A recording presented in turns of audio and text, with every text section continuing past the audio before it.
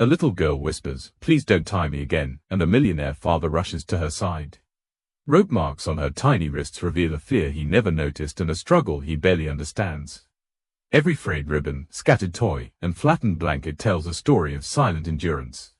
The mansion, once a symbol of safety, hides shadows where her fear could grow unseen. What he discovers next could change everything, and the fragile trust between them hangs by a thread. His pulse quickened, and instinct overtook reason. Everett had driven countless miles, parked countless times, and opened this trunk countless times before, but never with the sense of threat that now gripped him.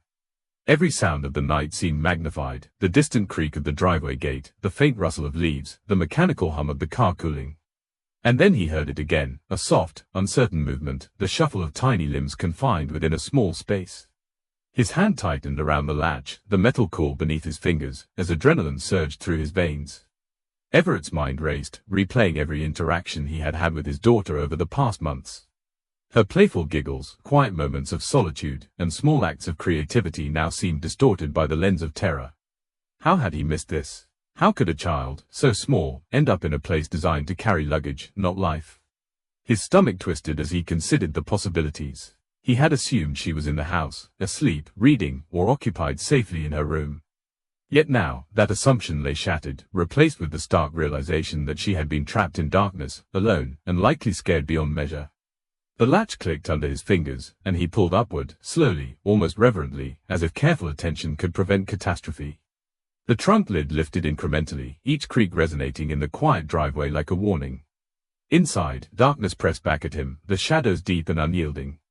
Everett squinted, eyes adjusting, and then he saw her, a small, curled figure at the back of the trunk, shoulders hunched, knees pulled to her chest, tiny arms wrapped protectively around her torso. She was barely moving, a fragile silhouette of vulnerability and fear, shivering against the cold metal and dim light. Her hair, dark and tangled, partially obscured her face, but the faint glimmer of wide, frightened eyes met his. Rope marks traced delicate lines along her small wrists, evidence of repeated restraint that made his chest tighten and stomach churn.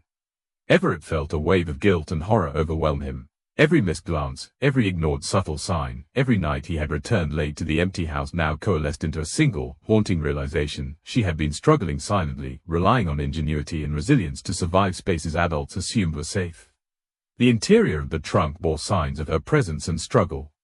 A small blanket, flattened and worn, created a meager cushion beneath her body. Tattered hair strands and the faint fraying of a ribbon suggested repeated handling and attempts to comfort herself.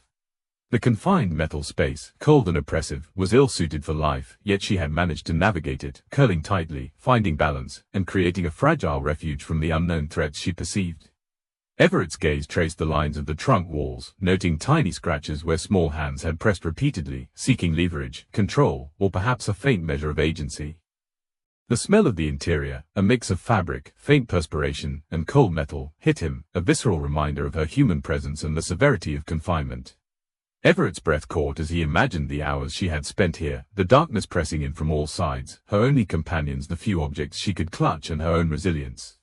The enormity of responsibility crashed over him. His wealth, mansion, and security measures had failed to detect this moment. His absence, though unintentional, had allowed fear and confinement to exist unchallenged. Every subtle detail spoke to him now. The tiny shoe tucked against the side, the indentation in the blanket, the ribbon twisted tightly in her small hands, all of it conveyed a silent narrative of endurance, fear, and a desperate attempt to maintain control. Everett's eyes lingered on the rope marks once more, faint yet unmistakable, tracing the path of prior restraint. The implications were horrifying. She had faced moments where she felt powerless, isolated, and fearful of the very spaces that should have been safe. His pulse raced, and his hands trembled slightly as he reached into the trunk, hesitating only for a fraction of a second, aware that any sudden movement could startle her further. Her eyes, dark and glistening, reflected both terror and an instinctive, cautious trust. She did not cry out. She had learned the silence of survival. Everett realized that every movement, every adjustment, every curling of her body had been deliberate, a choreography of self-preservation in a confined, unsafe space. He felt the weight of her ingenuity and fragility, understanding that he was only now witnessing the tip of a story she had silently endured for too long. The father's mind raced through scenarios, what had led her here, how long she had been trapped, and what signs he had missed in the house or car. Every object, every displaced item, every subtle mark became part of a puzzle, a record of her endurance and silent pleas. The realization was both crushing and illuminating. She had been speaking without words, and now, finally, the physical evidence demanded acknowledgement, urgency, and action. Everett leaned closer, careful to convey presence without threat. The contrast between his tall, imposing figure and her tiny, curled form heightened the emotional intensity. Shadows pulled around her, amplifying her vulnerability, while the faint glow from the driveway illuminated enough to show the delicate lines of fear etched into her posture. He could see her small fingers gripping the ribbon and blanket tightly, knuckles white from effort, yet she remained still, a quiet testament to resilience born of repeated confinement and careful survival. He opens the trunk and finds her curled in the shadows, barely moving. Everett Caldwell's chest tightened as he leaned closer, peering into the cramped confines of the car trunk. What had once been a functional space, designed simply to carry luggage, groceries, or gear, now took on a new and horrifying identity, a prison, oppressive in its lack of air, light, and freedom. The cold metal walls pressed in visually and emotionally, exaggerating the smallness of the space and amplifying every fear it contained. The trunk, which he had always associated with mobility and security, now revealed itself as a vessel of confinement, an arena where a child's vulnerability was magnified to the extreme. The little girl remained curled in a tight fetal position, her small body molded against the hard contours of the trunk. Every inch of her posture spoke of discomfort and strain, knees pressed against her chest, arms wrapped around her torso, head lowered, hair partially covering her face. Everett's mind struggled to comprehend the hours, perhaps days, she had endured here. Each breath she drew was shallow and measured, her small chest rising and falling against the cold metal floor. The dim ambient light from the driveway cast faint reflections along the interior walls, emphasizing the starkness of her confinement and the fragility of her position. Every element of the trunk's interior offered clues to her endurance and fear. A small blanket, once folded neatly, was flattened and worn from repeated nights of use. Its fibers carried faint impressions of tiny hands pressing, kneeling, and adjusting to maintain balance or comfort. Everett's eyes traced the delicate pattern of folds and creases, understanding that every adjustment had been deliberate, a strategy for survival in a space not meant for habitation. The blanket had served as her only comfort, a tactile barrier between her body and the unyielding cold metal. Rope marks along her delicate wrists were faint yet unmistakable, etched into pale skin with a subtle redness that suggested repeated confinement. Everett's stomach churned as he realized the implications. The marks were not accidental, they were evidence of restraint and of a child forced to navigate fear and limited autonomy. Even her clothing bore signs of repeated pressure and adjustment, slightly rumpled, small scuffs and creases suggesting she had shifted continuously to find the least uncomfortable position. The fabric was twisted, pressed, and frayed, telling the story of repeated distress over time. He noticed small remnants of hair strands tangled along the trunk's interior, suggesting nervous movements, adjustments, or attempts to soothe herself. Each strand, faint yet telling, reinforced the narrative of sustained stress in a confined environment. Everett's pulse raced as he processed the cumulative impact. A child, left in a space designed for objects, had endured fear, restriction, and isolation, relying entirely on ingenuity and instinct to navigate suffocating confinement. The air inside the trunk was heavy, carrying faint odors of cloth, hair, and the enclosed metal environment. It was stifling, an almost physical representation of the pressure and anxiety she had experienced. Everett imagined the hours she had spent here, small movements to stretch cramped limbs, careful adjustments to blanket and ribbon, pauses for breath, and the silent monitoring of space to maintain a sense of control. Every inch of the trunk's interior had been negotiated, claimed, and manipulated to create the tiniest semblance of safety. Even the positioning of small items added to the narrative. A hair ribbon remained partially frayed, tucked carefully against her chest. A tiny toy had been pressed between her body and the trunk wall, perhaps as a measure of comfort or as a tactile buffer from fear. Everett observed how these objects had been integrated into her survival strategy, used repeatedly to assert minimal control over a space that was otherwise oppressive. The trunk had become not just a physical prison but a psychological arena where small gestures and objects offered the faintest sense of autonomy. The dimensions of the trunk amplified the psychological impact. Everett noted how its height barely allowed her to sit upright, its width forced knees together, and its depth compressed her body in ways that exacerbated fear and tension. Every creak of the car as it shifted, every faint vibration from the outside world, would have been magnified within this confined chamber. He imagined her flinching at these subtle cues, negotiating an environment where even minor changes could trigger anxiety. The space, though familiar in shape, had become a labyrinth of constraint, fear, and survival. His gaze returned to her trembling hands, still clutching the blanket and ribbon. The intensity of her grip conveyed both fear and determination. Everett realized that these small items had been transformed into shields, extensions of her will to assert control, and the only tools she had to preserve comfort and agency. Even in the oppressive metal box, she had created a personal system of protection, shifting blankets, clutching small objects, and curling her body to minimize exposure to perceived threats. The father's heart weighed heavy with guilt and urgency. The traces of her struggle were undeniable: rope marks, tangled hair, worn blankets, frayed ribbons, and disheveled clothing combined into a tangible record of fear and resilience. Everett understood that the trunk was more than a confined space. It was a silent witness to repeated attempts at self-preservation, a testament to both her vulnerability and her resourcefulness. Each small sign demanded acknowledgement, empathy, and immediate action to restore safety. Every aspect of the trunk told a story of suffocating confinement: the limited air, the cold metal pressing against skin, the absence of light, and the inescapable compression of space. Everett could see how each factor had amplified anxiety and fear, shaping every movement and decision she had made. The environment itself had become a psychological antagonist, forcing her to adapt, manipulate, and endure within an unforgiving chamber. Rope marks and disheveled clothing hint at repeated distress. Everett Caldwell's eyes scanned the cramped trunk once again, taking in every subtle detail with a careful intensity that bordered on desperation. The small space, oppressive and suffocating, revealed more than he could have imagined at first glance. Every fold in her clothing, every tiny bruise on pale skin, and every strand of tangled hair told a story of silent suffering, a narrative written without words but visible to anyone willing to look closely. The traces of endurance, fear, and ingenuity accumulated here painted a vivid picture of what a child could endure when overlooked and confined, and it was both heartbreaking and shocking. Her clothing, once neat and comforting, was now crumpled and twisted, pressed into the contours of her small body. Faint indentations suggested constant movement, shifts to alleviate pressure, and attempts to adjust to the uncomfortable metal walls of the trunk. Everett noticed subtle stains and smudges along the fabric, faint reminders of tears or sweat produced by fear and exertion. Each imperfection carried weight, each crease told him how carefully she had tried to create comfort in a space that had offered none. The details, normally dismissed as trivial, now became evidence of her quiet struggle, compelling him to confront the reality he had ignored for too long. Tiny bruises, pale yet discernible, appeared along her arms and shoulders, likely caused by the repeated constriction and pressing of her small limbs against the trunk's hard surfaces. Everett traced each one with a mixture of horror and empathy, imagining the hours she had endured in a position that compressed and strained her body. The marks were subtle but insistent, reminders that physical and emotional discomfort had been intertwined during her confinement. Even in the dim light, their presence was undeniable, a record of endurance and vulnerability silently chronicled in her fragile body. Her hair was a tangled mess, strands caught in places they shouldn't have been, some frayed at the ends as if repeatedly handled in nervous motions. Everett could see the meticulous, unconscious movements she had made, twisting ribbons, adjusting locks, and brushing strands against her face to maintain a semblance of control. Every hair strand, every fray, every knot told a story of effort, strategy, and resilience. He realized that even small gestures, easily overlooked in daily life, became critical mechanisms for her to cope with isolation and fear within the trunk.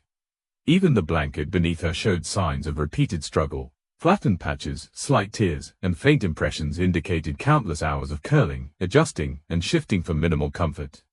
Everett studied the tiny indentations where her hands, knees, and elbows had pressed against the fabric, understanding how each micro-movement had contributed to a system of survival. The blanket, ordinary to an observer, had become her anchor, a tool she manipulated to regulate space, temperature, and perceived safety. Its condition was a testament to the duration, intensity, and sophistication of her coping. Small objects tucked around her body offered additional insight. A frayed ribbon, slightly twisted, rested in her tiny hands. A hairbrush lay at her side, bristles bent from repeated gripping. Each object had been transformed into a tactile shield, a personal talisman against the fear and confinement she faced.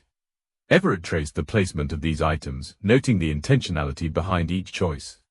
She had constructed a network of comfort within the harsh metal walls, creating zones of perceived control amid a space that offered none.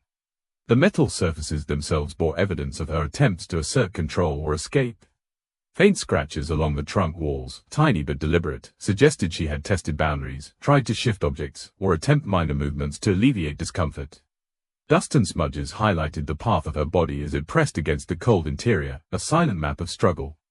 Everett felt a surge of urgency as he pieced together the sequence. Every scratch, mark, and displacement told a story of endurance and ingenuity in the face of confinement. Even the air in the trunk seemed to narrate her experience. Stale and slightly warm, it carried the faint scent of fabric and hair, a reminder of hours spent breathing within such a restricted environment.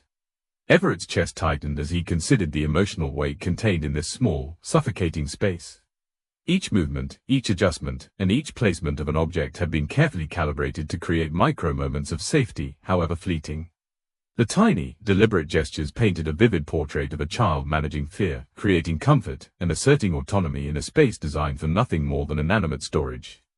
Everett's mind raced as he reconstructed the chronology. He imagined her shifting subtly, curling tighter when startled by the car's faint movements, extending her arms or pressing hands to the walls to create leverage, and clutching objects to maintain a sense of grounding.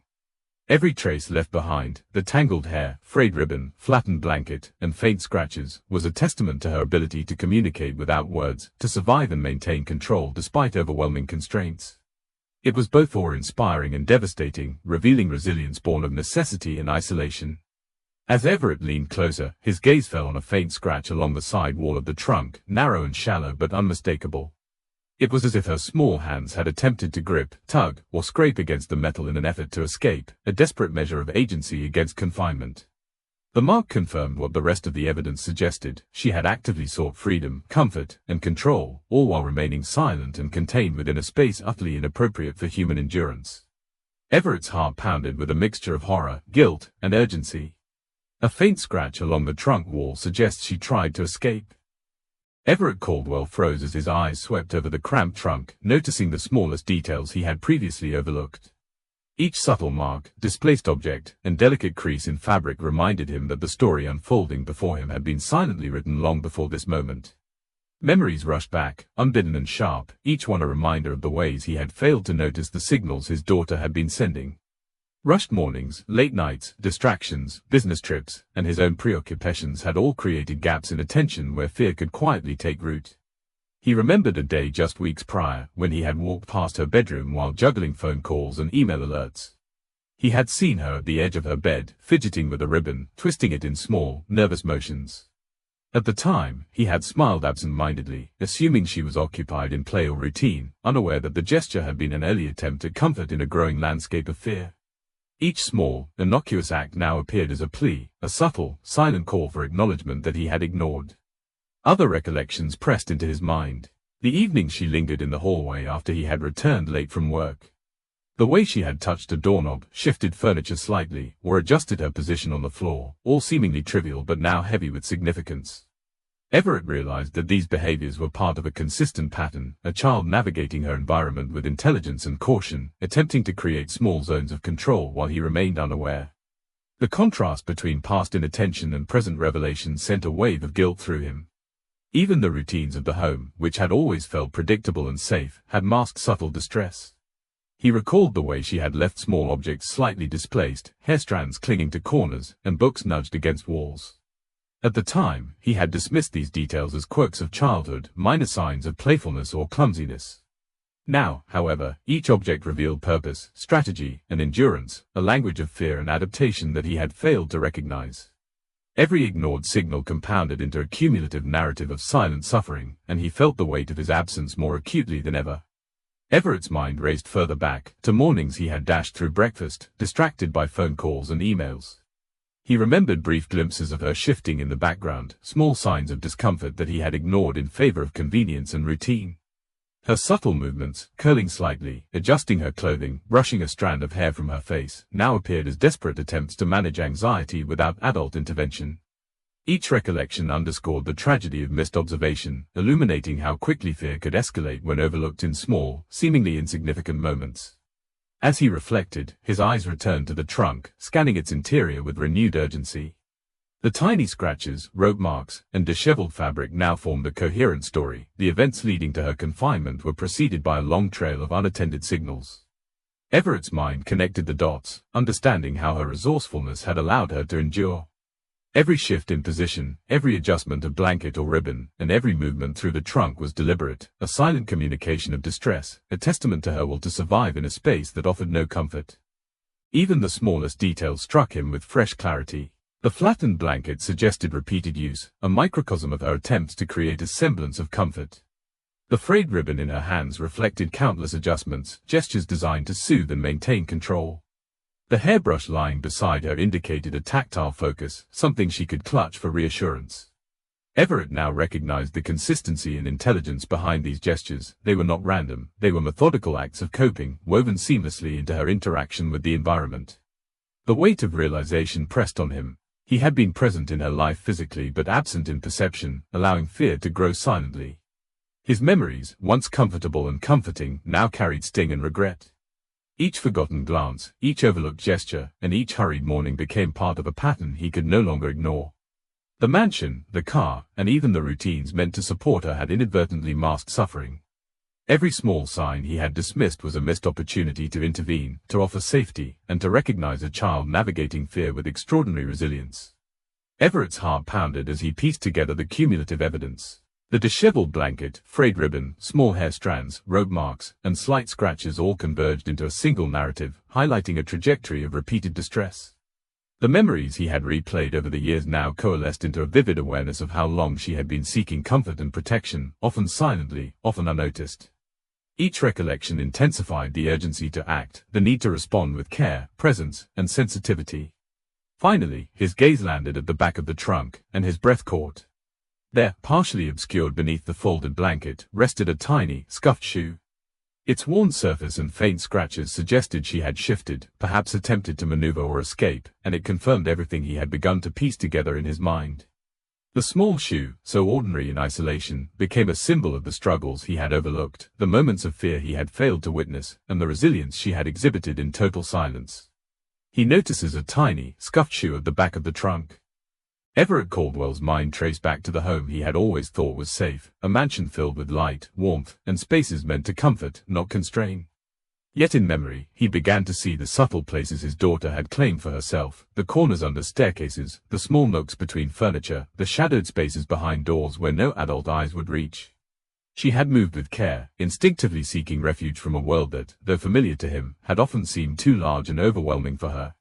Each of these tiny sanctuaries had been meticulously chosen, offering her both concealment and a sense of control, a personal territory carved out in a house that had been blind to her fear. He recalled the corner behind the living room couch, where she had pressed herself against the wall, knees drawn up, clutching small objects that had offered comfort. The dust around the baseboards had been brushed lightly, marking her passage, and faint hair strands suggested repeated movement and careful adjustment. In these quiet spaces, she had learned to regulate her anxiety, manipulate objects for safety, and navigate a domestic landscape that had largely ignored her silent signals. The mansion, with all its grandeur and light, had inadvertently created shadows and enclaves for her to hide, and she had claimed them with ingenuity and restraint. Everett's gaze moved to the under-stair landing, where a small folded blanket had once been tucked. He remembered how she had pressed it close against her body, curling into it like a cocoon to create warmth and psychological containment. Each corner had served a dual purpose, to shield her from potential threats and to allow a microcosm of autonomy, a space where she could exert some control over her immediate environment.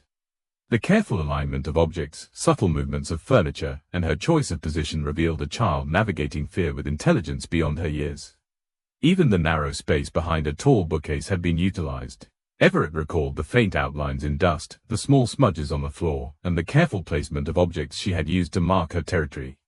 She had learned to minimize exposure while maintaining a personal boundary, subtly signaling where she could be approached safely and where she needed to remain unseen. Every choice was deliberate, a strategy to balance visibility and safety, reflecting a deep instinct for self-preservation that had been overlooked in the chaos of adult preoccupations. The corners of her bedroom had offered similar refuge, particularly the space near the window where dim light barely reached. Everett now understood the psychological importance of these small, shadowed zones. They allowed her to manipulate what she could control while containing the rest of the environment, providing temporary relief from constant vigilance. The subtle indentations in the carpet, faint scratches along furniture edges, and the scattered hair and small items were all part of a carefully curated network of comfort and concealment. As he reconstructed the pattern, Everett realized how these sanctuaries had prepared her for the trunk's confinement. The careful use of corners, the strategic adjustment of objects, and the management of her own movements in enclosed spaces were skills she had developed over months of unnoticed struggle. The mansion had given her the opportunity to practice survival in isolation, teaching her the ways to adapt to space, light, and object placement. Each corner had been a rehearsal, a space to assert minimal control while enduring fear, and now, faced with the trunk, these learned behaviors became critical for her endurance. Everett observed how the accumulation of these micro-refuges shaped her behavior. Even in the car, confined and oppressive, she instinctively recreated elements of these small spaces, curling tightly, clutching familiar objects, using a blanket to create a sense of barrier and warmth. The lessons from hidden corners in the house manifested in every micro-movement inside the trunk, from shifting slightly to avoid contact with cold metal surfaces to adjusting the blanket and ribbon for comfort. Her ingenuity was both remarkable and heartrending, a testament to resilience under extreme psychological pressure. The father's awareness grew with each realization. These tiny hiding spots, unnoticed by him at the time, were not merely childish play, they were the early signs of her need for autonomy and safety. The mansion's abundance of space had masked her fear, creating shadows where she could retreat unnoticed. Every minute adjustment, every selection of a corner or nook, was part of a deliberate strategy to preserve herself mentally and physically. He felt the weight of his absence, the missed opportunities to notice, intervene, and reassure, a crushing reminder that safety is defined not by wealth or space but by attentiveness and presence. Everett's gaze lingered on a folded blanket partially concealed in one of these remembered corners. Its flattened form indicated repeated use, suggesting she had returned here night after night, using it as a buffer against the uncertainty and fear of her environment. The blanket, a simple object, became a symbol of survival, a tangible manifestation of her efforts to endure and create comfort within constraints. Every fray, every crease, every indentation told a story of repeated nights spent curled into herself, marking a chronology of silent struggle that demanded acknowledgement. A small blanket, flattened and worn, indicates repeated nights spent curled here. Everett Caldwell's gaze swept over the tiny interior of the trunk, now fully aware of the subtle messages embedded in its confined space.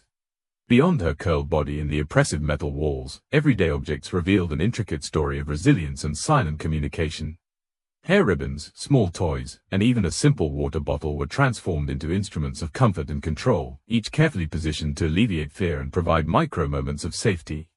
Everett could see how a child, faced with isolation, had meticulously adapted her environment to maintain some semblance of agency. The hair ribbons were frayed and twisted from repeated handling, their softness offering tactile reassurance. Everett observed how one ribbon had been tucked under her tiny fingers, another looped around a stray lock of hair, each placement deliberate. These small gestures were strategies of self-soothing, attempts to anchor herself in an environment otherwise devoid of warmth or safety. Each fray, twist, and indentation in the ribbons told a story of repeated use, revealing the duration and intensity of her confinement, as well as the sophistication of her coping mechanisms. Nearby, a few small toys lay partially obscured by the folds of a blanket. A miniature stuffed animal had been pressed into the curve of her arms, its fabric bearing the faint marks of grip and movement. A small plastic figurine rested against the trunk wall, seemingly positioned for comfort or to mark territory. Everett realized that these objects were more than simple distractions, they had become shields and companions in an otherwise harsh environment. Each toy conveyed a silent message. She had found a way to transform the ordinary into instruments of survival, a subtle, coded narrative written into the arrangement of her personal space. A half-filled water bottle rested against the back wall of the trunk, tipped slightly as if she had shifted during sleep or movement. Everett noted its placement, recognizing that hydration and comfort had become intertwined in her improvised system of care. The bottle, ordinary in isolation, now signaled her awareness of her physical needs and her determination to sustain herself in extreme conditions. He traced its position, imagining how she had balanced limited space, fragile objects, and self-preservation instinct to maintain both comfort and control. Even the blanket beneath her carried a story. Flattened in certain areas and creased in others, it demonstrated repeated adjustments for comfort, warmth, and positioning. Small impressions indicated where hands, knees, and elbows had pressed, suggesting she had rotated, shifted, or curled in place to relieve discomfort. Every fold and indentation reinforced the realization that she had endured extended confinement, relying on minimal tools and her ingenuity to maintain a fragile sense of security. The objects, combined with her careful movements, formed a network of survival strategies he had never before comprehended. Everett's eyes then fell upon a folded note tucked beside her tiny frame. Its edges were crumpled, the paper slightly smudged, as though it had been handled in haste. The hurried scribbles hinted at urgent communication, a silent attempt to express thoughts, fears, or instructions without the need for speech. This note represented her voice in a context where verbal expression had been impossible or unsafe. Every line, every hurried mark, told of a child striving to be heard, to assert agency, and to maintain some control over the circumstances imposed upon her. The combined evidence of these objects painted a vivid portrait. Everett could reconstruct her nightly routines, her micro-adjustments, and her deliberate use of space and items to maintain safety. Each small artifact, the ribbons, the toys, the water bottle, the blanket, and the note, revealed her sophisticated understanding of her environment and the strategies she employed to navigate extreme conditions. The interior of the trunk was no longer merely a storage compartment, it was a carefully arranged ecosystem of survival, a testament to her resourcefulness and emotional intelligence. Every small detail demanded his attention. The positioning of objects suggested prior planning, repeated movements, and conscious thought in a context where comfort and safety were scarce. The ribbons twisted in specific patterns, toys aligned in ways that maximized space and reassurance, and the water bottle strategically placed to be accessible. Everett realized that this child, in confinement, had managed to assert her will and communicate subtly through objects, converting the oppressive space into a microcosm of control. The note, in particular, represented the culmination of her efforts. Its hurried scribbles indicated urgency and emotional intensity, a tangible record of thought under duress. Everett traced each mark, imagining the tiny hand that had made them, the pressure of the confined space, the careful balancing of physical discomfort with the mental effort to communicate. The note, together with the carefully curated placement of objects, transformed the trunk from a symbol of confinement into a narrative of endurance, ingenuity, and subtle pleas for recognition and care. Everett's chest tightened as he processed the implications. These objects were more than mere possessions, they were evidence of a child's silent struggle and persistent ingenuity under extreme conditions. The placement, wear, and condition of each item reflected repeated effort and thoughtful adaptation. He felt the weight of his prior absence, the missed cues, and the overlooked signals that had led to this extreme confinement. Every artifact told a story, demanding acknowledgement and action. A folded note tucked beside her shows hurried scribbles. Everett Caldwell's eyes swept over the confined space of the trunk, taking in the accumulated evidence of his daughter's silent struggle. Every object, every mark, every subtle indentation spoke volumes about the fear, resilience, and ingenuity she had relied upon to survive. The ribbons frayed from repeated handling, the small toys pressed close to her body, the flattened blanket, all of it formed a tangible record of a child navigating an environment that had offered almost no comfort. These traces were not merely incidental, they were deliberate, thoughtful attempts to assert control, to maintain safety, and to communicate her needs without words. He leaned closer, carefully observing the rope marks on her tiny wrists. Their faint redness, combined with the disheveled state of her clothing, told him she had endured repeated restraint. Each mark, each imperfection in her clothing, each small bruise, was part of a larger story of silent endurance, a narrative he had overlooked until now. Everett's chest tightened, guilt pressing down on him as he processed the depth of her suffering. Every detail demanded acknowledgement, a recognition of how long she had silently borne fear in spaces adults considered safe. Even the smallest objects contributed to the story. A hair ribbon, twisted tightly between her fingers, revealed the tactile strategies she had relied upon to regulate emotion and provide comfort. A toy pressed against her side suggested a measure of security in the midst of vulnerability. The water bottle, partially tipped, indicated she had maintained basic needs within the confines of extreme confinement. Each element, when considered together, painted a portrait of a child who had mastered survival through small, deliberate gestures, communicating her silent pleas through interaction with the environment. Everett's mind traced the sequence of events embedded in the physical traces. The flattened blanket showed repeated nights of curling into herself for warmth and psychological containment. The minor scratches along the trunk walls suggested subtle attempts at escape or adjustment, a desperate reach for autonomy within an environment designed to limit it. The accumulation of these traces underscored both her fragility and her extraordinary resilience, revealing a child who had managed to navigate fear with intelligence and instinct. He studied the notes tucked beside her and the scattered objects in minute detail. The hurried scribbles indicated urgency, a desire to convey thoughts she could not express aloud. The placement of toys and ribbons suggested intentionality, a deliberate attempt to create zones of safety within the confined metal space. Everett realized the sophistication of her actions. Despite her small size and limited resources, she had created a microcosm of control, a network of comfort and reassurance crafted with painstaking care. The emotional weight of the discovery pressed upon him with full force. Everett understood that this was not merely a matter of physical confinement, it was a deep psychological ordeal. Every trace, every mark, and every object communicated the intensity of fear, the persistence of resilience, and the quiet pleas for recognition and protection. The trunk, once a neutral space, had become a repository of memory, strategy, and silent communication. Each element demanded his careful attention, acknowledgement, and action to restore a sense of safety and trust. Her breathing caught his attention. Shallow, irregular, each inhalation and exhalation a subtle sign of lingering anxiety. Everett noticed how she flinched at even the smallest movement he made, shrinking slightly into herself as though preparing for a sudden threat. Her small frame pressed tighter into the blanket and the curve of the trunk, every muscle coiled with tension. The objects she clutched, ribbon and hairbrush, were shields against the world, a tangible means of regulating her fear in a space where physical comfort was limited. Everett's hands hovered, careful not to startle her, as he absorbed the gravity of the moment. The traces around her, the rope marks, frayed ribbons, small toys, flattened blanket, and scuffed interior, formed a record of survival, endurance, and silent communication. Every detail revealed the depth of her experience, the intelligence of her coping strategies, and the necessity of careful, deliberate response.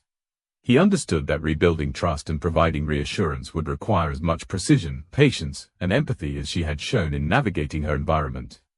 Even the shadows cast by the trunk's interior seemed to accentuate her vulnerability. The dim light highlighted the curvature of her small form, the slight tremor in her arms, and the delicate grip she maintained on her protective objects. Everett's eyes followed the subtle lines of her posture, noting how she had maximized the space to preserve a sense of safety. Each fold in her body, each shift of her position, and every interaction with the objects around her reflected a child asserting agency in a world that had repeatedly left her exposed and overlooked. As he continued to observe, Everett realized the depth of resilience displayed. Every movement, every adjustment, every careful handling of the blanket and objects had been a sophisticated effort to maintain comfort and control. The accumulation of these traces revealed a child capable of extraordinary adaptation under duress, a silent narrative of fear mitigated by ingenuity. The emotional weight of this realization pressed upon him, intensifying the urgency to respond with care and presence. Her breathing is shallow, and she flinches at his every movement. Everett Caldwell's eyes meticulously scanned the confines of the trunk and the surrounding area, piecing together a timeline from the delicate traces his daughter had left behind. Every scuff on the metal floor, every subtle displacement of fabric, and every faint mark of movement carried significance. They told a story of endurance and calculated strategy, a small child navigating fear, restriction, and isolation with remarkable attention to detail. The trunk, once a simple storage space, had become a theater of survival, and each trace was a clue in a narrative he had long ignored. He crouched, careful not to disturb anything, and examined the tiny folds in the blanket beneath her. Flattened depressions suggested repeated movement, rotations to relieve discomfort, and micro-adjustments that had allowed her to maintain some sense of stability in the suffocating enclosure. Her small hands had pressed along the blanket's edges, subtly adjusting the material to buffer her against the cold metal. Everett noted the precision and consistency of these movements, evidence that she had endured extended periods of confinement while maximizing her physical control over an oppressive environment. Hair strands scattered across the interior provided another layer of information. Twisted, tangled, and caught along creases in the blanket, they marked repeated handling and self-soothing behavior. Everett traced the paths of these strands with a careful eye, noting patterns that suggested how she had shifted, adjusted, and navigated within the trunk. Every strand told a story of subtle motion, deliberate placement, and a child's instinctive attempt to assert agency where the environment offered none. These details, invisible to the inattentive observer, became critical pieces of the puzzle as he reconstructed her experience. The small toys and personal objects provided further clues. A partially pressed stuffed animal indicated a deliberate position, serving as both comfort and anchor. A hair ribbon twisted in a particular way suggested repeated handling, likely during moments of heightened anxiety. Even the water bottle, slightly tipped and wedged against the back wall, conveyed intentional placement for accessibility. Everett realized that these items were not randomly scattered, each had been deliberately positioned to maintain minimal control over her physical and emotional environment, a carefully engineered network of survival in the smallest, most restrictive of spaces. Everett's mind traced the sequence of her movements inside the trunk. Faint scratches along the metal walls suggested attempts at leverage or adjustments to her position, subtle and calculated motions meant to create the slightest relief from confinement. The rope marks and disheveled clothing corroborated his growing understanding. She had been repeatedly constrained, yet had found ways to maneuver, shift, and survive in spite of it. Every micro-movement, every adjustment, became part of a larger story of endurance, illustrating how a child had navigated extreme conditions with intelligence, precision, and instinctive strategy. The exterior of the trunk offered additional evidence. Everett's eyes fell on scuff marks along the driveway floor where the car had moved slightly, tiny impressions indicating where she may have shifted her weight before confinement. Dust disturbances along the edges of the trunk opening suggested repeated contact, subtle motions in preparation for getting in or out, or adjustments once inside. These traces revealed not only her endurance but also her skill in minimizing detection, moving carefully to avoid notice, and managing the limited control she had over her surroundings. Even the faint smell of the interior spoke volumes. A mixture of fabric, hair, and the confined metal environment lingered in the air, marking the duration and intensity of her confinement. Everett inhaled carefully, recognizing that these sensory details were part of the narrative, evidence of long hours spent in isolation and tension. The combination of tactile, visual, and olfactory clues provided him with a multi-dimensional understanding of her experience, revealing resilience and ingenuity in the face of extreme restriction. Every object, every mark, and every subtle displacement contributed to a timeline of events. Everett reconstructed moments in which she had adjusted her position, clutched objects for comfort, or shifted slightly to relieve physical strain. The flattened blanket, scattered hair, and pressed toys indicated repeated nights of endurance. The rope marks and disheveled clothing suggested episodes of restraint, while the careful placement of personal items revealed strategic measures to maintain a sense of control. Each layer of evidence amplified the clarity of the story, painting a vivid portrait of survival in confined space. Finally, Everett's attention shifted to the area just outside the trunk. There, partially hidden in shadow, he noticed a faint footprint on the driveway floor. Tiny, delicate, and precise, it suggested that she had moved carefully, perhaps testing boundaries or attempting to gauge whether the environment was safe before confinement. The footprint was a subtle but powerful clue, evidence that her strategies extended beyond the interior of the trunk, encompassing careful navigation, preparation, and instinctive measures to protect herself. Everett's pulse quickened as he realized the complexity and foresight behind her silent actions. Every mark, every displacement, every micro-adjustment told a story of intelligence, resilience, and calculated self-preservation. Everett understood that he was reading not just traces of fear, but a complete narrative of endurance, strategy, and survival. The tiny footprint outside the trunk added a new layer of urgency. Her movement beyond the immediate space suggested both initiative and continued vulnerability, a reminder that the child's experience was dynamic, deliberate, and fraught with risk. A faint footprint outside the trunk hints at her hidden movement before confinement. Everett Caldwell froze for a moment, absorbing the gravity of what he had uncovered. The whisper, faint and trembling, reverberated in his mind, "Dad, is it morning yet?" The words, once ambiguous and puzzling, gained heartbreaking clarity. They were not a question about the passage of time or discomfort from the confined trunk. They were a silent plea for recognition, a desperate call for protection, and a fragile attempt to assert agency in a world that had repeatedly ignored her signals. Every trace, every object, every subtle mark in the trunk now spoke in a language he had only begun to decipher. He leaned closer, careful to maintain a non-threatening presence. The child remained curled tightly, her small arms wrapped protectively around a frayed ribbon and a tiny hairbrush, her only tools for comfort and reassurance. Everett's eyes traced the contours of her delicate body, noting the pale rope marks, the subtle bruises, and the tension that made her tiny frame almost rigid with fear. Her posture spoke volumes. She was bracing herself against an unseen threat, relying on the few objects she could manipulate to maintain a sense of control in a space that offered none. The trunk, cold and metallic, had been transformed into an arena of survival. Its confined dimensions amplified every nuance of her fear, every micro-movement, and every attempt at self-soothing. Everett observed how she had positioned her blanket, adjusted her tiny body, and utilized small objects to create zones of comfort. Each action, from the twist of a ribbon to the placement of a toy, was an intricate strategy to maintain safety. The whispered question was now inseparable from the evidence surrounding her. A child had endured, adapted, and communicated entirely through subtle, silent cues. Everett's mind replayed the timeline he had reconstructed from the traces, the flattened blanket, the frayed ribbon, the scattered hair, the scratches along the metal walls, the faint footprint outside. Each detail revealed the breadth of her endurance and the depth of her ingenuity. She had been navigating extreme confinement with an awareness and intelligence that belied her small size. Her whispered plea was a culmination of these strategies, a request for recognition, a desire for reassurance, and a test of whether he could perceive her struggle and respond with care. Her eyes, wide and shimmering with unshed tears, flicked toward him briefly before retreating to her protective objects. Everett noted the way her tiny fingers clenched the hairbrush and ribbon, knuckles white, trembling. Each grip conveyed both fear and determination, a tactile expression of control in a world that had imposed constraint. He understood that these objects were not mere toys, they were anchors, extensions of her need for safety, and tangible symbols of resilience in a suffocating environment. The emotional weight pressed heavily on Everett.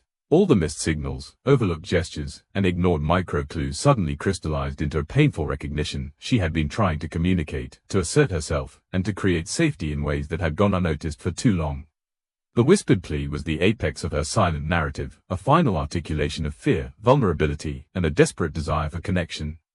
Every detail, the objects, marks, and subtle signs, had converged to deliver this urgent message.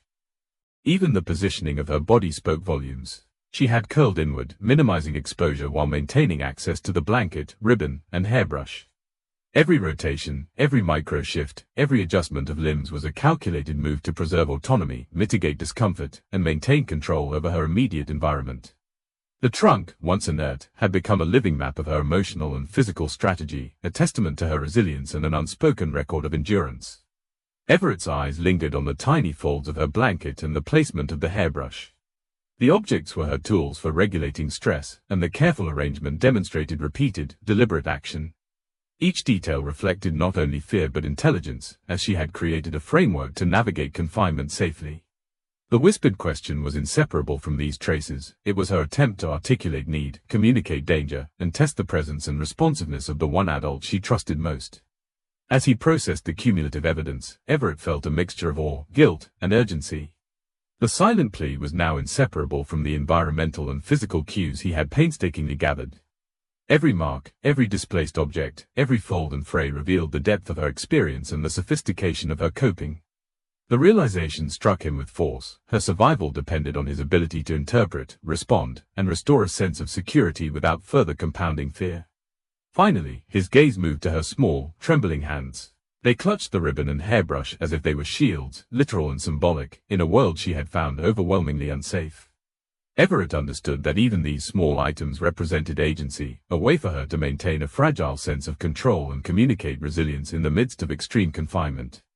The whispered plea, combined with her careful handling of objects and posture, was a sophisticated and heartrending form of communication, a child's silent yet eloquent request for protection and acknowledgement.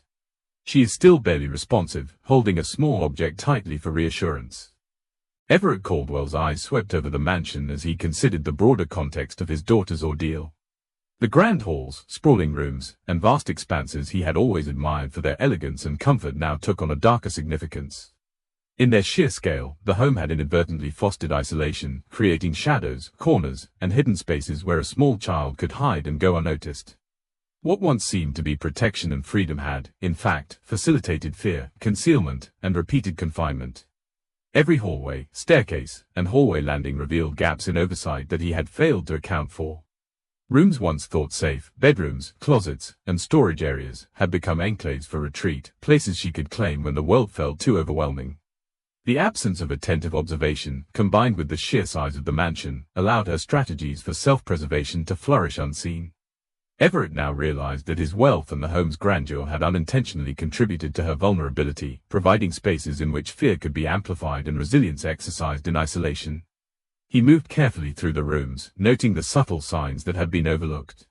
Furniture slightly displaced, faint dust smudges, and hair strands lying across floorboards all pointed to repeated hidden movement. Every detail reinforced the realization that she had used these vast spaces strategically, learning to navigate shadows, choose corners for concealment, and manipulate her surroundings to preserve some semblance of control. The mansion itself, once a symbol of comfort and security, now appeared as a complex environment that had both enabled her survival and concealed her distress. The spaces themselves spoke of unintentional complicity. Wide hallways provided escape routes that allowed her to move undetected, shadowed alcoves offered brief reprieves from observation. Even doorways left slightly ajar or overlooked became transitional points where she could pause, assess, and decide her next move. Everett recognized that her confinement in the trunk did not occur in isolation. It was the culmination of a pattern that began within these unmonitored, expansive spaces of the home.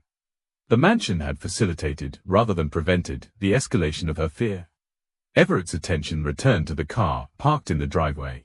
Items strewn within, small objects partially tucked behind seats, and subtle impressions on floor mats suggested prior instances of similar confinement. These traces were faint yet telling, evidence that this was not a singular event but part of a repeated pattern. The realization hit him hard. What he had previously considered a one-time lapse of attention was instead a chronic oversight, allowing fear and restraint to become routine in spaces designed for freedom and mobility. Every piece of evidence in both the mansion and the vehicle contributed to the story of her endurance. Small blankets, toys, and hair ribbons indicated repeated strategies to cope with confinement. Minor marks on metal, rope fibers, and fabric frays suggested previous episodes where she had been placed or had maneuvered herself in tight spaces. Each item, each mark, each subtle environmental clue combined to create a map of prolonged resilience and repeated distress, highlighting how a child's silent strategies could go unnoticed in a home of considerable size and complexity. Everett paused in the main hallway, reflecting on the scale of oversight. The mansion's vastness, once a source of pride, now underscored the difficulty of maintaining complete awareness of a child's whereabouts and emotional state. He realized that every unmonitored corner, every overlooked nook, and every expansive shadow had played a role in her ability to endure confinement, to conceal distress, and to develop intricate coping mechanisms. The architecture itself, designed for comfort and grandeur, had unintentionally amplified the risks of neglect and missed signals. Even familiar rooms carried new significance. Bedrooms, once places of rest, had doubled as arenas of quiet struggle. Closets and storage areas had become provisional refuges. Furniture arrangements that seemed innocuous had created pathways, hiding spots, and areas to manipulate objects without detection. The mansion had silently facilitated her autonomy while simultaneously concealing her vulnerability, creating a complex interplay between environment and behavior that Everett had only now begun to understand. The evidence within the car compounded this realization. Small blankets tucked in corners, disheveled ribbons, and subtle impressions on seat fabric indicated prior use of similar strategies outside the home. Everett's heart sank as he connected the patterns. Her endurance, clever use of space, and reliance on objects for comfort were not confined to a single location. She had been forced to adapt repeatedly, learning to navigate confinement wherever the opportunity arose, and the traces now visible to him were only a fraction of her ingenuity and silent struggle. Everett's gaze lingered on the smallest details, faint fibers caught in seams, impressions on floor mats, and subtle scratches along edges of the trunk and seats. These traces revealed not only her ability to endure but also the repeated nature of her experience. Every item in the car and every unmonitored corner of the mansion told a story of resilience, fear, and silent communication. He understood that addressing this moment would require acknowledging both her immediate fear and the broader environmental factors that had enabled it. Items in the car suggest prior, repeated confinement. Everett Caldwell's movements were deliberate, measured, and carefully restrained as he approached the small, curled figure in the trunk. Every step, every gesture, carried immense weight. After piecing together the evidence of her ordeal, the rope marks, frayed ribbons, flattened blankets, scattered toys, and faint scratches, he knew that his next actions would determine whether trust could be restored or fear would solidify into permanent withdrawal. The gravity of the moment pressed on him like the weight of the very trunk enclosing her, demanding precision, empathy, and patience. The child remained tightly curled, small arms clutching her frayed ribbon and hairbrush. Her eyes flicked toward him briefly, wide with caution, then retreated, signaling the fragile state of trust and security. Everett understood that even the gentlest movement could trigger a flinch or withdrawal. The tiniest misstep could undo the slow, painstaking path toward connection. He slowed his breathing, consciously adjusting his posture to appear non-threatening, allowing his presence to communicate safety rather than intrusion. Every detail within the trunk reinforced the stakes. The flattened blanket beneath her body, the slight twisting of her ribbon, the worn fibers of her hairbrush, and the faint scuff marks along the metal walls spoke of repeated confinement, adaptation, and the subtle strategies she had employed to survive. Everett absorbed the weight of these traces, realizing that they represented not only her resilience but also the cumulative effect of a child learning to exist in an environment that had failed to notice her vulnerability. He reached slightly closer, careful to keep his hands visible and movements slow. Each shift of his body was a negotiation of presence and restraint, a conscious effort to convey protection rather than threat. He noted the subtle tremor in her hands, the tight curl of her body, and the way she had arranged her blanket and objects to maximize perceived safety. Every gesture she had made to maintain autonomy now demanded recognition and understanding. The urgency of reconnection was immediate. He had to rebuild the sense of security she had been denied, acknowledging both the physical and psychological impact of her confinement. The trunk, still oppressive and confining, amplified the tension. Shadows pulled along the edges, highlighting the stark contrast between the metal interior and the small, fragile form inside. Everett observed how the environment had shaped her strategies, curling tightly, clutching protective objects, and maintaining micro-movements designed to control her exposure. These behaviors, adaptive yet constrained, reflected intelligence, resilience, and a deeply ingrained need for safety. Every micro-detail he saw reinforced the necessity of a careful, empathetic approach. He adjusted his hands, keeping them low and open, and extended his presence without encroaching. The child flinched slightly, her grip tightening around the ribbon and hairbrush. Everett's heart clenched as he recognized the depth of her mistrust and caution, a product not only of the trunk but of cumulative experiences of unnoticed fear. Her body language was clear, she was unsure if danger had truly passed. Every micro-flinch, every contraction of her frame, underscored the delicate balance he had to maintain to communicate reassurance. Objects in the trunk became part of the dialogue. The frayed ribbon, hairbrush, and blanket were extensions of her autonomy and psychological control.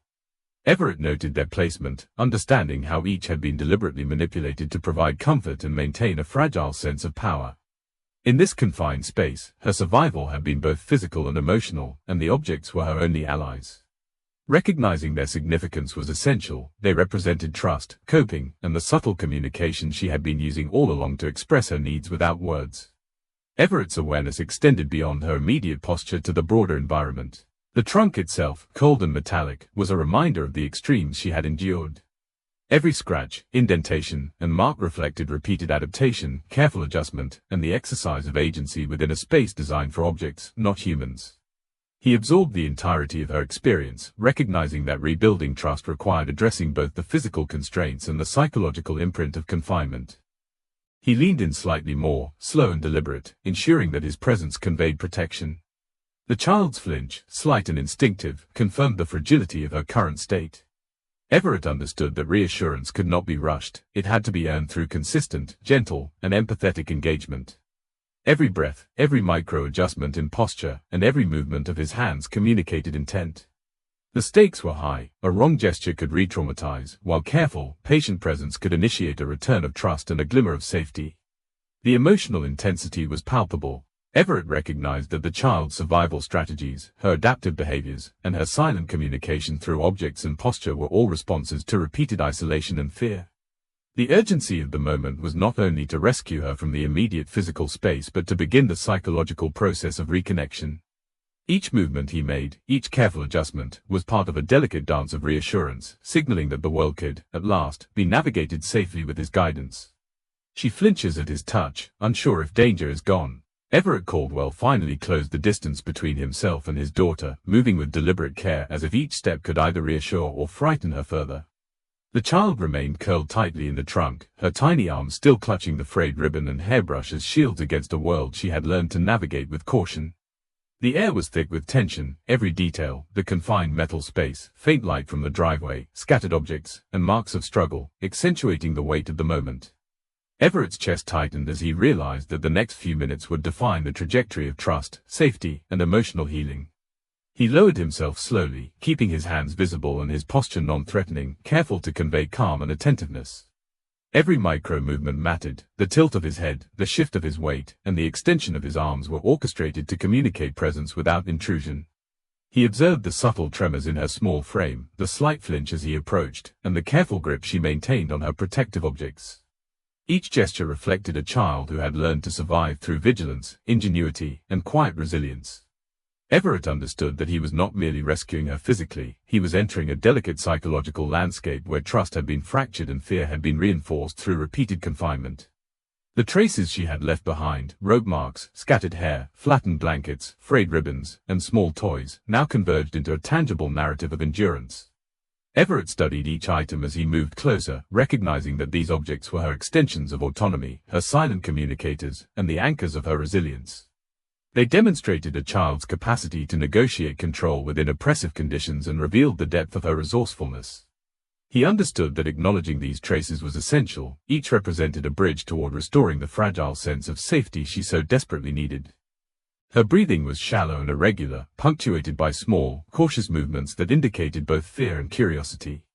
She had endured repeated episodes of stress and isolation, yet her body language conveyed an instinctive readiness to respond to his presence if it proved safe. Everett adjusted his posture minutely, ensuring that his approach communicated protection rather than authority. Every inch, every subtle shift, was calculated to maintain calm and signal safety, and he remained acutely aware of the delicate balance between reassurance and inadvertent intimidation. He gently extended a hand toward her, mindful of the space she had claimed as her refuge. The child's grip on her ribbon and hairbrush tightened briefly, a reflexive action indicating both caution and survival instinct. Everett paused, allowing her to observe his intention without imposing contact. He understood that trust could not be rushed, it had to be earned through patience, consistency, and empathy. The environment, previously oppressive and isolating, became a stage for reconciliation, where the slightest gestures carried the weight of reassurance and emotional recalibration. Everett's eyes traced the details of her confined space one last time, the flattened blanket beneath her, the tiny footprints that led to this moment, and the objects she had integrated into her coping strategy. Each element reinforced the realization that she had been silently communicating, asserting agency, and managing fear in the only ways available to her. The trunk had been both a prison and a canvas for resilience, and understanding this allowed Everett to approach her with clarity, empathy, and the precision necessary to rebuild the trust that had been strained by absence and oversight. As he lowered himself fully to her level, the child's gaze met his briefly, wide with apprehension yet searching for reassurance. Everett's chest tightened as he noted the subtle quiver in her lips and the slight tension in her limbs. He realized that the next words, the next gestures, and even the micro-expressions he displayed would determine whether she could feel safe again. Every small movement had the potential to solidify fear or to begin the painstaking process of restoring connection. This was not merely a reunion, it was the negotiation of trust and emotional security in a high-stakes moment shaped by prior neglect and resilience. Everett reached slowly, allowing his hand to hover near hers without making contact. The child flinched slightly, retracting momentarily, then hesitated, torn between caution and curiosity. Everett's awareness of her internal struggle intensified. He recognized that she had learned to anticipate danger in environments adults considered neutral. Every movement had been strategic, calculated to preserve safety, and now each gesture he made became part of a reciprocal dance of trust, communication, and recognition. He finally allowed his hand to rest lightly near hers, fingers extended in a clear but gentle signal of intent. Her grip on the ribbon and hairbrush loosened fractionally, a subtle acknowledgement of his presence and an incremental step toward connection. Everett's breathing slowed as he absorbed the significance of this gesture. The child was beginning to recognize the possibility of safety, even in a space previously dominated by fear. The objects she held were still shields, but their loosened hold indicated the first hints of willingness to accept reassurance and protection. Every sensory detail amplified the emotional intensity of the moment. The faint ambient light in the driveway, the metallic scent of the trunk, the subtle creak of the car under weight, all combined to heighten awareness, tension, and empathy. Everett's awareness of these elements allowed him to calibrate every movement, ensuring that each action communicated presence, care, and protection without imposing threat. The moment was suspended in delicate balance. The culmination of observation, understanding, and empathy determined whether the fragile thread of trust could hold. Her trembling gaze meets his, and the weight of the moment hangs in the air. Everett finally cradles his daughter, understanding the depth of her fear and the resilience she has shown. Every ribbon, toy, and flattened blanket tells a story of silent struggle and quiet endurance. The mansion and the car, once symbols of comfort, are now reminders of overlooked vulnerability. In this fragile moment, trust and fear hang in balance, determined entirely by his next actions. A single gentle gesture could rebuild her sense of safety, while any misstep could deepen her isolation. He breathes slowly, knowing that the next words he speaks will define the future of their bond. Every trace she left tells a story that deserves to be seen. Don't keep it to yourself, let someone else uncover the mystery too. Her silent struggle is a message worth sharing, a hidden journey others should witness. Stay close, more revelations and untold stories are waiting in the shadows, and you won't want to miss them. Quick question, which country are you watching this from? It might change how you see her story entirely. Your next click could uncover secrets she's been silently protecting. Don't let them go unnoticed.